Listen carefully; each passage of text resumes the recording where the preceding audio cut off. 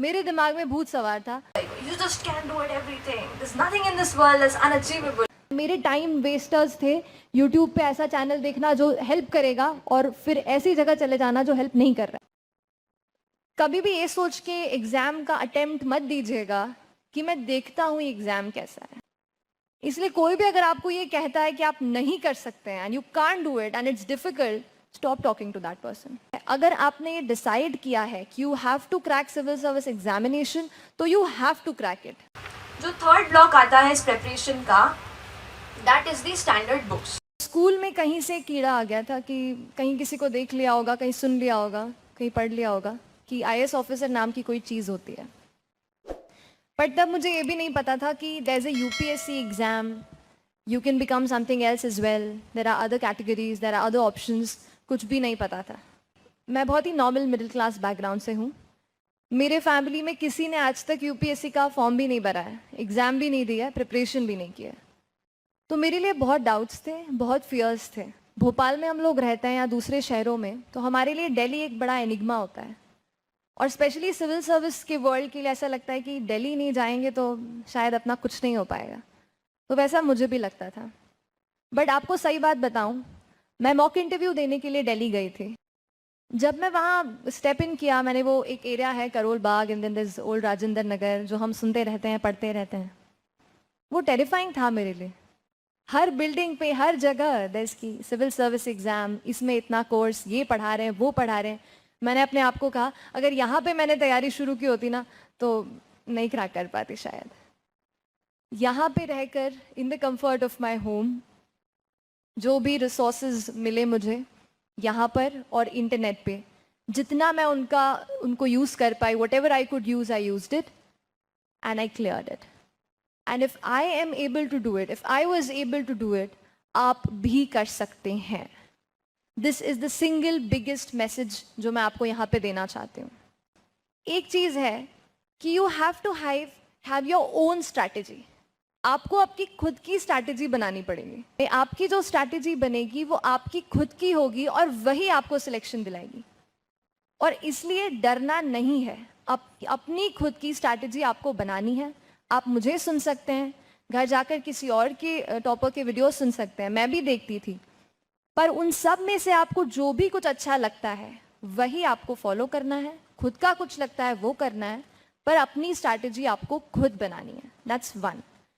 Second thing, and equally and I would say more important, कि अपने आप पर बिलीफ रखना है। आपको अपने आप को हर दिन ये कन्विंस करना है, you have to convince yourself every single day that I will be able to make it. So दो चीज़ें हैं, one your strategy and second determination and faith on your own. You have to have a copy of your syllabus on your study table. हर चीज़, every word that is written in your syllabus is important. तो अगर आप civil service examination की preparation शुरू कर चुके हैं एंड आपके पास सिलेबस की कॉपी नहीं है, तो I tell you, you have not really started. पहले आप प्रिंट करा के सिलेबस अपने पास रख लीजिए। कैसे पता चलेगा क्या इंपॉर्टेंट है? फिर वही सिलेबस और प्रीवियस ईयर के पेपर्स। मेरे ही नोट से मुझे एक क्वेश्चन आया, और क्या होता है जब अपने नोट से अपने आप को एक सवाल मिलता है ना प्रीलिम्स के उस दिन, बड़ा मजा आता है। Most of my preparation was with the college, so I used to come home at 5। कहीं से भी करके देखिए, आपको टाइम स्क्वीज आउट करके निकालना है। सिंपल सी बात यह है, अगर आपने ये डिसाइड किया है कि you have to crack civil service examination, तो you have to crack it. आपके पास 1000 बहाने आ जाएंगे ये बताने के लिए कि मैं थक जाता हूँ, I go to the college, you get thousands of reason to not do it. But still at the end of the day you have to find out one single reason जो आपको पुश करेगा कि नहीं, regardless of these difficulties I will do it. इस examination में it's not important that you sit for many hours with the books, with the papers, with your pens and papers. Important ये है कि जितने भी आवर्स आप dedicate कर रहे हैं, whatever hours you are dedicating to the study, you are able to get the maximum output out of it. Whenever you're about to sleep, don't ever sleep without planning your other day. कई बार ऐसा होता है, we wake up with a lot of energy कि आज तो will be the best day of our study, we'll study everything, जो भी सोचा है कर लेंगे। बट exactly हमने सोचा नहीं होता है, हमें पता ही नहीं रहता है कि पढ़ना क्या है, कौन सा टॉपिक शुरू करना है, कौन सा सब्जेक्ट पकड़ना है। 2 hours 3 hours हमारे इसी कंटेम्पलेशन में चले जाते हैं. वी कीप कंटेम्पलेटिंग कि exactly what should we start today, this और that, and that wastes our time. Energy भी डाउन हो जाती है. फिर whatever we study we are unable to develop interest in to it. एक micro planning कीजिए कि आज मैं क्या पढ़ने वाला या वाली हूँ. नहीं, आज वाला नहीं करना है, कल का करना है. क्योंकि क्या होता है, कभी हम दिन शुरू करते हैं, सोचते हैं आज तो हम सुबह उठे हैं, बहुत अच्छी पढ़ाई करेंगे आज, पर हमें पता नहीं होता कि हमें पढ़ना क्या है. फिर 2 घंटा हम वही सोचते रहते हैं कि आज ये किताब पढूं कि वो किताब पढूं. एनर्जी भी डाउन, मेंटल जो फ्रेशनेस थी वो भी गई, सब खत्म. ये नहीं होने देना. Always when I used to give the mock tests, I only used to get about 90 to 110 marks. कभी भी मेरे इससे ज़्यादा मार्क्स नहीं आते थे. तो आई वॉज रियली फियरफुल कि क्या होगा, इतना ही रेंज आता है कट ऑफ का, उसमें ही आई एम कर रही हूँ. I tried a lot. Negatives हो जाते थे कई बार. तो नेगेटिव्स का ये करिए आप, कई बार हम क्या करते हैं, बहुत सारी एनर्जी पेपर को, टेस्ट को अटेम्प्ट करने में दे देते हैं, पर टेस्ट का एनालिसिस नहीं करते हैं. And test analysis is more important than giving the test. Test देना क्यों ज़रूरी है? हम ये जो एग्ज़ाम दे रहे हैं सिविल सर्विस की, ये एक ऑल इंडिया लेवल एग्ज़ाम है and this cut throat competition. तो उसके लिए आप केवल पढ़ते रहे, सारी बुक्स, मटेरियल्स, स्टैंडर्ड, ये करंट का सब पढ़ लें, लेकिन अगर आप ये नहीं जज कर पाए कि आपका क्या लेवल है at an all India level, आप आगे नहीं बढ़ पाएंगे या सही डायरेक्शन नहीं पकड़ पाएंगे. तो इसलिए आप टेस्ट से घबराइए मत. कई बार टेस्ट का इनर्शिया होता है, ऐसे लगता है कि जब तक पूरा सिलेबस कंप्लीट नहीं कर लूँ तब तक टेस्ट नहीं दूंगा. लेकिन सच में बात ये होती है कि जब तक हम जीएस के मतलब पेपर देने अंदर भी घुसते हैं ना, तब भी उस सेकंड पे लग रहा होता है कि कुछ छूट गया है हमारा. तो ये चीज़ होगी ही. इसीलिए ये मैं कभी मत सोचिए कि जब तक पूरा सिलेबस नहीं कर लूँ टेस्ट नहीं दूंगा. जैसे आपका एक थोड़ा बेस बन जाता है प्रिपरेशन का, आप टेस्ट दीजिए, चाहे वो प्रीलिम्स का एमसीक्यू का टेस्ट हो या मेंस का राइटिंग स्किल की प्रैक्टिस हो, टेस्ट पे आप फोकस कीजिए. Analysis of the test specially in prelims is very important, because I will tell you, जो हीट होता है ना जून का, और जो सरकारी स्कूल में आपको एग्ज़ाम देना पड़ेगा, यू नेवर नो आपकी डेस्क कितनी छोटी होगी और आप किस कंडीशन में वो 2-4 घंटे बिता रहे होंगे. आपके दिमाग को बस ऐसे कर देना है कि बस कुछ नहीं चाहिए, just this paper, just me and my pen. तो उस लेवल का फोकस अचीव करने के लिए आपको उसके लिए प्रैक्टिस उतनी ही करनी पड़ेगी. Find out both your strength as well as your weakness. Weakness पे थोड़ा काम करना है, पर अगर आप समझ चुके हैं कि इसमें काम अब नहीं हो सकता है, तो आप स्ट्रेंथ पे भी काम कीजिए.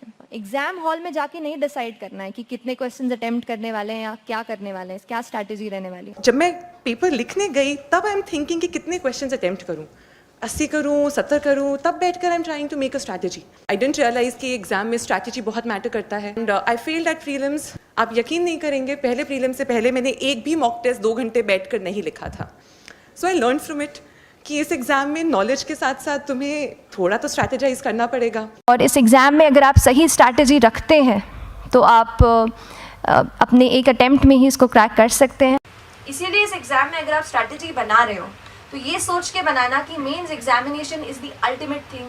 इसको आपको बेस्ट परफॉर्म करना है, आपको फिर लिस्ट में आने से कोई नहीं रोक सकता. कभी ऐसे मत पढ़िए कि आज प्रीलिम्स के लिए पढ़ रहा हूँ और फिर प्रीलिम्स हो जाएगा तो मेंस के लिए पढ़ूंगा. ऐसा नहीं. प्रीलिम्स के पहले ही मेंस का सिलेबस निपट चुका है. अच्छा, how many of you are in college right now? If you have finally decided, तो अपने दिमाग में प्रायोरिटाइज कर लीजिए कि एग्जैक्टली मेरे लाइफ में कॉलेज के एग्ज़ाम के मार्क्स इंपॉर्टेंट हैं या यूपीएससी में मेरा सिलेक्शन इंपॉर्टेंट है. ये स्पेशल पॉइंट इसलिए क्यों बोल रही हूँ कि ग्रेजुएशन के साथ करना. क्या होता है ना, जब आप एक कॉलेज में होते हैं, एक यूनिवर्सिटी का पार्ट होते हैं, एक काइंड ऑफ सिक्योरिटी होती है आपके माइंड में, बैक ऑफ द माइंड, कि I am studying, I am a part of this. जब हम वो छोड़ देते हैं कॉलेज और institution, we go into a world of immense opportunities and immense fears and doubts as well. But I did my graduation from private college here in Bhopal. So it was 12th standard and I scored good in 12th, but I gave the JEE exam and I could not even qualify the JEE mains. I could not even write the JEE advanced. At that moment, I felt my life was over, dejected. होता है ना, JEE में मतलब IIT नहीं मिला, NIT नहीं मिला, everything, ऐसा एक एटमॉस्फेयर है आजकल की वी फील नथिंग इज, कुछ नहीं हो पाएगा. That factor had come. फिर I got admission to this college and it turned out to be a blessing in disguise for me. कभी भी ये सोच के एग्ज़ाम का अटेम्प्ट मत दीजिएगा कि मैं देखता हूँ एग्ज़ाम कैसा है। आपको मैं ये चीज़ बता रही हूँ, हम अभी यहाँ पे टाइम स्पेंड कर रहे हैं 2 घंटा, वहाँ पे दिल्ली में कोई बैठ के ना लक्ष्मीकांत निपटा रहा है। ये चीज़ की आप रियलाइजेशन हमेशा रखो, वो एक फियर दिमाग में रख दो कि वहाँ पे कोई है जो पढ़ाई कर रहा है, यहाँ पे अगर मैं टाइम वेस्ट कर रहा हूँ तो। और आपका जो नेक्स्ट अटेम्प्ट होगा वो आपका बेस्ट अटेम्प्ट होना चाहिए। आप जो भी अटेम्प्ट नेक्स्ट रखते हैं, दिल में यही रखिएगा कि जो ये मेरा नेक्स्ट अटेम्प्ट होने वाला है, ये मेरा बेस्ट अटेम्प्ट होने वाला है। इस एग्ज़ाम को ऐसे मत दीजिए कि मैं लेके देखता हूँ कैसे सवाल, अगर ये लेके देखना ही है तो बस प्रिंट करा के घर पे दे दो यार please. Don't waste your attempt for it. I told myself this was my first attempt and this is going to be my best attempt. And be positive. Hang around with very positive people only. Only एक और लगा रही हूँ। तो मैंने अपना एक मंत्रा बना लिया कि नेगेटिव पीपल के पास भी नहीं जाना है। इसलिए कोई भी अगर आपको ये कहता है कि आप नहीं कर सकते हैं and you can't do it and it's difficult, stop talking to that person. कुछ नहीं बिगड़ेगा सीरियसली। 1.5 ईयर 2 साल होंगे, रिजल्ट के दिन आपको ही वो सबसे पहले फ़ोन करके विश करेंगे। I am telling you this. और अपना सब कुछ अगर आप इस एग्ज़ाम को टाइम, एनर्जी, फोकस देते हैं, so there is no energy that can stop you. मेरे दिमाग में भूत सवार था, वो मैंने आपको बताया ना कि वहाँ पे कोई लक्ष्मीकांत निपटा रहा होगा, वैसा भूत मेरे दिमाग में था। तो आई सेड कि वहाँ पे उसको जो भी गाइडेंस मिल रहा है, वहाँ पे उसको जो मटेरियल टेस्ट सीरीज मिल रही है, वो मुझे भी यहाँ पे मिलनी चाहिए। So I left no stone unturned. मैंने ये नहीं सोचा कि इस इंस्टीट्यूट से जुड़ी हुई हूँ तो इसी का सारा मटेरियल फॉलो करूँगी। आपने योजना मैगजीन पढ़ी है? कोई मैगजीन पढ़ने की आवश्यकता नहीं, योजना मैगजीन पढ़िए। आप खोलेंगे, उसके 2nd पेज पे ऋग्वेदा का एक कोट लिखा होता है कि let good knowledge come from all sides. This has been my thing. I let the good knowledge come to me from all sides and if I have taken help from there, तो बस फिर वही बात है। मेरे time wasters थे YouTube पे ऐसा चैनल देखना जो हेल्प करेगा और फिर ऐसी जगह चले जाना जो हेल्प नहीं कर रहा है। इस साल के टॉपर आपको पता है, he had mathematics as an optional and he has scored around 360 marks in his optional. तो ये है power of a mathematics subject या सब्जेक्ट ऑफ साइंस। जो आप जो लिखते हैं उसमें कोई सब्जेक्टिविटी नहीं होती, मार्क्स पक्का मिलते हैं। एक एग्जाम्पल देती हूँ, मैं मॉक इंटरव्यू देने गई थी इंसिडेंटली यही विजन आईएएस में, दिल्ली में, एंड मेरे साथ में एक इंसान थे who was unable to read properly. तो he shared his story with me and he said कि ही इज़ फ्रॉम बैंगलोर और उनकी बहन उनके साथ रह रही थी दिल्ली में। To read to him the material, he couldn't read on his own, his sister was reading the material to him and he was going to give the UPSC interview. I tell you, we are not from IITs and NITs. It is not difficult, my dear friend, to crack examinations here. That's one. Second, people from there, IITs में जो पढ़ते हैं, जहाँ कस के पढ़ाई होती है, उसके साथ भी they prepare for UPSC and they crack it. And I'll again repeat it, my dear friends, challenges हम सबके हैं, हम सबके अपने challenges हैं which are different and unique to us. And जब तक आप उस माउंटेन पे चढ़ाई करके चोटी पे नहीं पहुंचते हैं, तब तक वो माउंटेन बहुत बड़ा ही लगता है। लेकिन अगर आपने ये डिसाइड किया है तो आपको करना पड़ेगा। मैंने ये उस टाइम पे भी बताया था, you will have 5000 reasons to pull you down, you have to just find one. I had chemical engineering and I had no guide etcetera, so I prepared my own notes from the books for my graduation subject as well. वहाँ पे भी घिसना ही पड़ा, आप भी वहाँ के लिए भी घिसिए, कोई दिक्कत नहीं है। अगर मन में बना लिया है कि सच में सिविल सर्विस करना है तो करना है। You have to find your own way. There is nothing more powerful on this entire universe than a human being with a purpose. अगर आपका पर्पस है और आप सच में ये चाहते हैं कि ये जॉब मेरे लिए नहीं है और ये एग्ज़ाम मेरे लिए है, तो अपना सब कुछ उसको दीजिए। मैंने कहा ना, negative thoughts, negative circumstances, negative events and negative people, इनसे दूर रहिए। कोई दिक्कत नहीं, थोड़े टाइम तक अपने आप को अपने अंदर रखिए, अपने आप से बातें कीजिए। अकेले होंगे, मम्मी पापा ही होंगे, कोई दिक्कत नहीं है। 1-2 साल ही मांगती है हमारी लाइफ हमसे। सच में आप कुछ भी कर रहे हो, 1-2 साल ही करियर के कुछ अच्छे प्राइम टाइम होता है जो हमारी ज़िंदगी हमसे मांगती है, दे डालिए उसको, सच में रिजल्ट अच्छे आएंगे।